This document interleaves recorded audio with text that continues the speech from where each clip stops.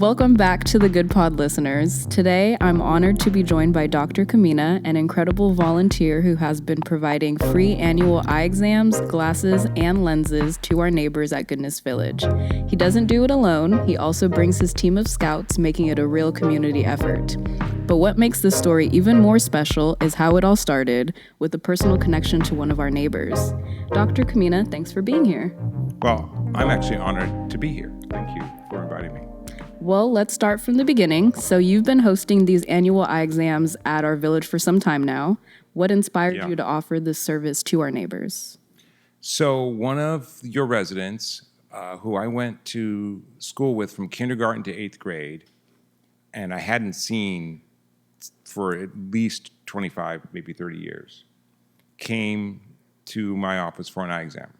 And he didn't have any insurance that we took. He came because his uncle had been a patient for over 30 years. I think he was a patient back when he was a kid. And he had scraped off enough money to pay for an exam and to get glasses.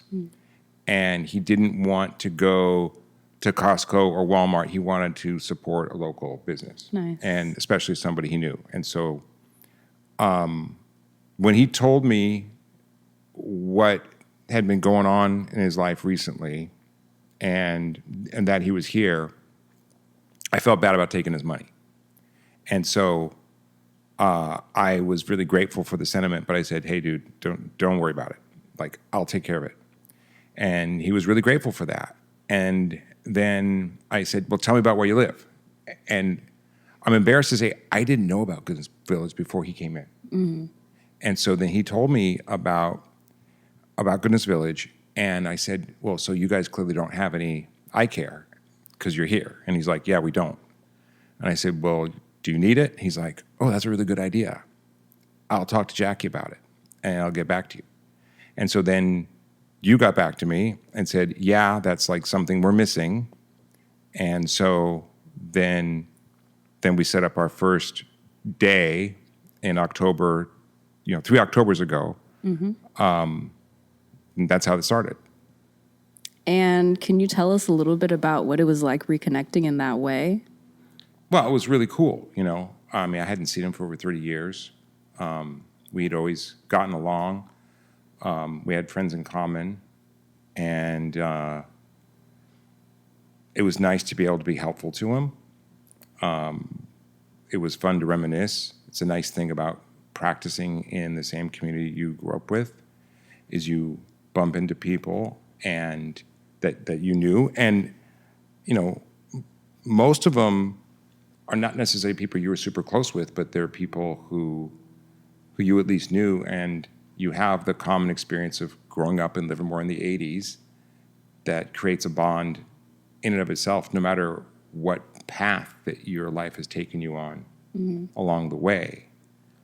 And there is I felt a desire to be helpful to him that I do feel with other people that I even like less, I'm saying that I may not have felt as close to or may have even disliked, because I run into people like that too. But, the passage of time and the tests that we all go through certainly make you more, less judgmental and more understanding of what people go through. Right. And going through your own hardships makes you feel more empathetic when you see people going through their hardships. For sure.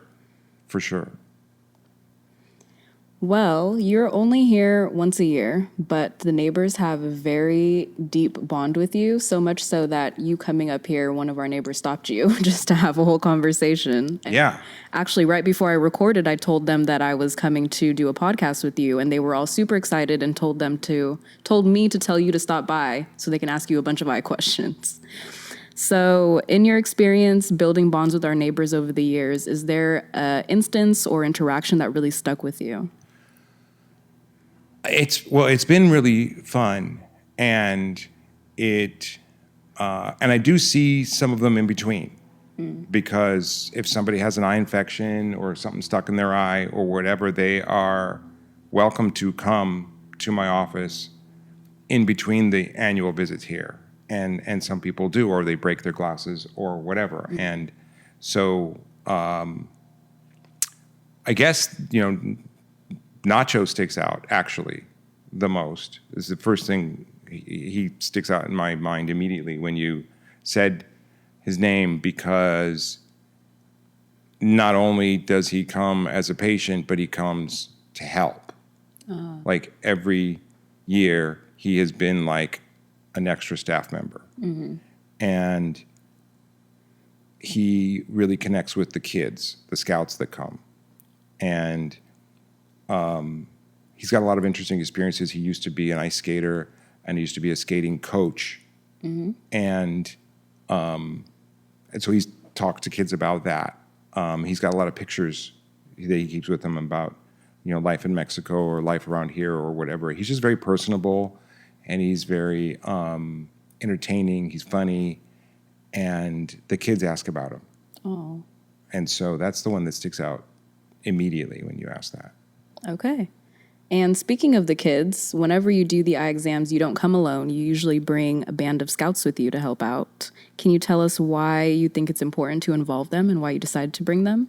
Yeah. So, you might recall that the first time I came by myself. I do remember that. And so you had to help out, Nacho had to help out, and a couple other people had to help out because I was doing it by myself. And the truth is, I could not get anyone from my staff, from my house, or from the troop to come with me. Like, I actually threw it out there as a thing. Nobody bid. And I think just the fear of what homelessness is and conceptions of what it's like to be south of Market in San Francisco, which is not what any of our residents are like here, scared them. And when they said, when they asked me what's it going to be like, I couldn't actually say because I'd never done it. Right. So I was here by myself, and you guys made it work, and it was great. But then when it was over, I could report to people, hey, it was cool. It's clean. People are nice. Nobody's on drugs.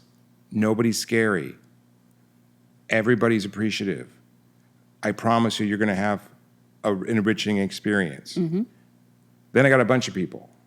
And actually, I ended up the last 2 years having more people than I knew what to do with. And really last year, I realized that I need to have the scouts come at least an hour before the residents come, or I need to have some kind of special meeting where I can teach them what to do and give them assignments, because there was more people than we needed, and then they sort of got a little rowdy, and we're running around and screaming and playing tag, and fortunately didn't break anything. But They did pull weeds. I do remember we had them pull oh, weeds. good. Well, I'm glad you found something for them to do, because Yeah, that was very helpful. Yeah. So yeah, if nothing else, then that's what I'll make them do next time. I'll say, hey, go do what Jackie tells you to do. But the reason we had so many this time was because I got like 6 the first time, and they all raved about it. Nice. And so because they raved about it, like, I had to put a limit actually on the number of people who were volunteering. Like, it quickly got to like 12 or 14. I'm like, oh my gosh, can't possibly do. So I just stopped it. There was an online sign-up sheet, and I just like cut it once I saw that, so that nobody else could sign up. And then people were like, oh, I wanted to sign up for that. And I said, I'm sorry, I can't. I can't find something for you to do, but maybe I'll bring even more next time and just find more weeds. Yeah, well, we have them. Yeah, and then that'll be fine. But just tell them to bring gloves. That would be great. Or something. Yeah. Yeah, we'll work that out. So we'll work that out next time. Okay, perfect. Well, I'm really glad you mentioned that, because these are, what is the age range again? Or about the age range? Well, no, I mean, the scout range is 11 to 18, but, kids who come probably like 12 to 16. But I'm just glad that you were able to kind of talk to them about your experience, because in their head, you're completely shifting their mindset on what homelessness looks like. Exactly. And then and that spread, like that news spread, to the other kids. which was really cool. To the point that people were excited to come. Exactly. Yeah. Yeah, no, it was a complete shift. Nice. From terror to enthusiasm. I really love that. So, you sound like I know that you are a genuinely empathetic person, and you don't just volunteer for our organization, but other organizations as well. So what keeps you motivated to keep volunteering and keep giving back? I mean, it's fun. You know, it really is. It's fun. I get a really good vibe being here. It feels good to do something nice for people. And sometimes, so I also volunteer for Monthly Miracles, which is another organization that you're well aware of that helps people who are in danger of being homeless or are newly homeless. So it's a little bit different segment. So you guys kind of, are very complementary to each other. And for them, when they find somebody in need, they simply tell them to call my office, say they're from Monthly Miracles, and then we just bring them in, and I do the same thing that I do for the residents here, which is do the exam or take care of whatever issue they have.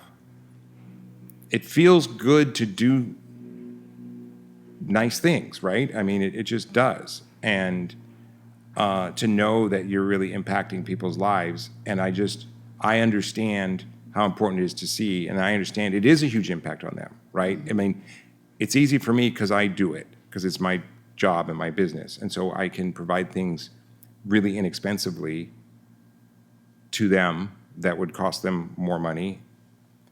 And I know it makes a huge impact, but it's just, I imagine everybody has something that they could do that is easy for them, but that makes an enormous difference to somebody else. Exactly. And it would be life-changing for the other person. Yeah. And probably not too much time or effort on their side. Right. Yeah. Because this is not a significant time or effort or cost for me. So then, could you tell us what do you think needs to change in the community or the healthcare system as a whole to provide maybe pro bono services or lower cost services for people in need? I know it can be hard from a financial standpoint from a corporation, but what does that look like? Yeah, no, I mean that's a big question that I've thought about. I often it is easier to just do things for free. Like it actually costs me less to do things for free than it would be to accept Medi-Cal. I used to accept Medi-Cal. Every time you see a patient, you lose money. Like they don't even pay you enough for your time and your expenses. And you have no say really on who you're helping. And a lot of times it's the same people over and over and over again. And some of them, you get the feeling they don't really need it. Certainly a lot of them do, no question. A lot of them do.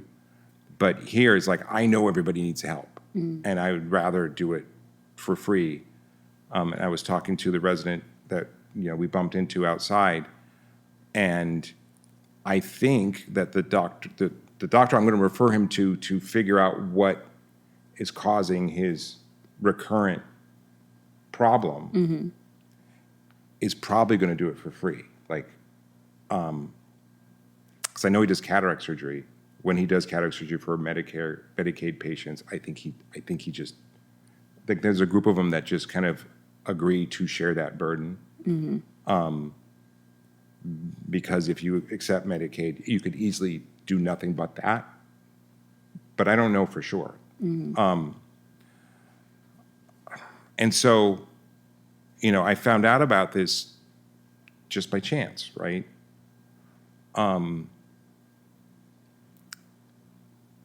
And I think you have experienced that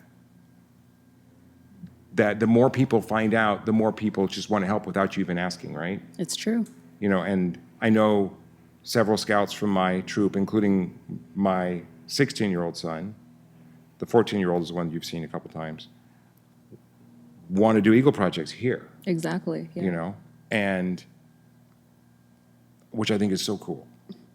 And all it took was finding out, right? But I mean, you're constantly, like this pod, you're constantly trying to get the word out. You're like, that is like a huge part of your job, is let people know you exist. And so you're doing everything you can. And I think it's snowballing, right? It's getting, the more people know, the more people find out. I think that, I guess in the short term, if doctors realized, look, if you're willing to help, it's not going to be a big burden. When I told my staff that I was going to do this for a day and we'll see how many people show up, they imagined maybe it's going to be like 30 people or whatever, and we're going to have to do a whole lot of work and give away a lot of glasses and lenses and things. And, it ended up being like 10 pairs, right? It wasn't that, it's like, it's not even a day of the month, right? I mean, so it's like, it's not a big deal, right? And so it's not a big deal, and they don't dread it anymore. And when I told them that, I said it was okay for people to come in between, they thought maybe people would be pounding down the doors. And even though there's an open invitation for everybody here to come in whenever they need to, it's less than once a month. And when I added the incremental, quote unquote, effort of Monthly Miracles, there was again a little bit of a fear on the part of my staff. But the Monthly Miracles people said, look, we will promise not to overburden you. But they haven't had to hold anything back. Right. They haven't had to. They just give as it comes, and it's less than once a month. I also volunteer for Access Community Health, and they promised they would never send me more than 4 people a month. They've never needed to. I speak Spanish, which is really useful for them. Helpful, I imagine. Too, yeah. And they don't, have an eye doctor either. And none of these things have been burdens, right? And I think I would guess that a lot of optometrists, dentists, chiropractors, primary care doctors, whomever, would have the fear if they volunteered that it would become too much. And so I guess I want to let them know it's not. And that you could always limit it if you felt like it. If you say, hey, I'll do 2 a month, or I'll do even 1 a month, that'd be 12 a year. I mean, that would still be, that'd be huge. You're still helping 12 people that didn't have it before. Yeah, whatever type of profession that they do, and that could go with accountants, and that can go with, lawyers and other professionals as well. So I think that would be a message I would want to send. It's like, it's not a burden. It really isn't. Well, my last question for you is something I ask all of our guests, and that is, what does being a good neighbor mean to you? Being a good neighbor to me means keeping your eyes open to what is going on around you and being willing to hold out a helping hand. Everybody's in a position, and I have in my life too been in a position where I've been a burden to others. And so understanding that we all go through things and we all need help, and we all have an obligation to give help.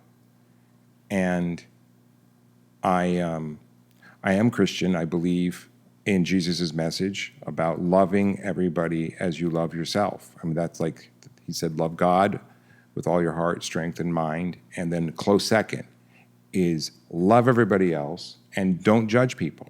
And it's like, who can argue with that? I mean, he was the first person to say those things, but who can argue with that message? Right.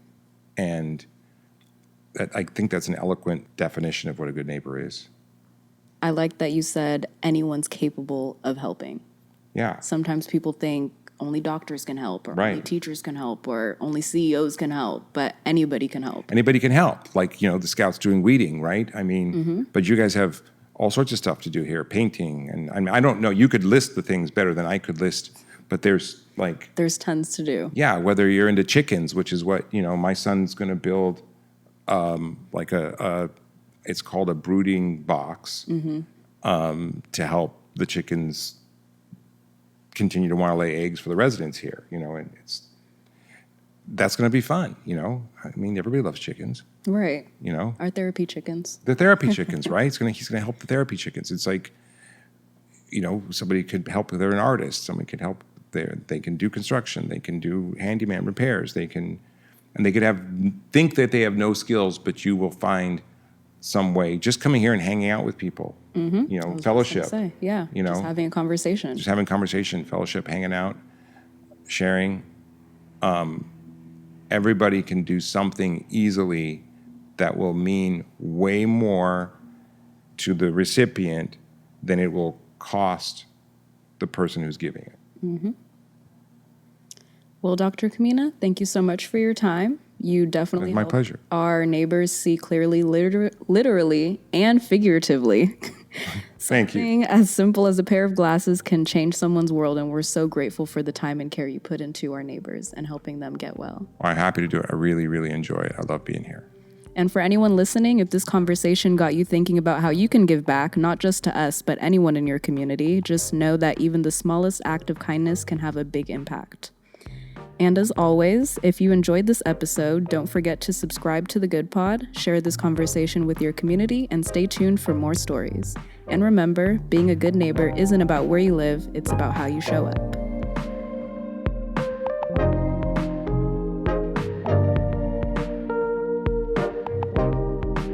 Thank you for listening to the Goodness Village podcast. Production and recording was done by the Goodness Village operations team with support from Crosswinds Church. Music was provided by Blue Dot Sessions. If you want to know more about Goodness Village, visit us at gvlivermore.org. Thanks again for listening to The Good Pod.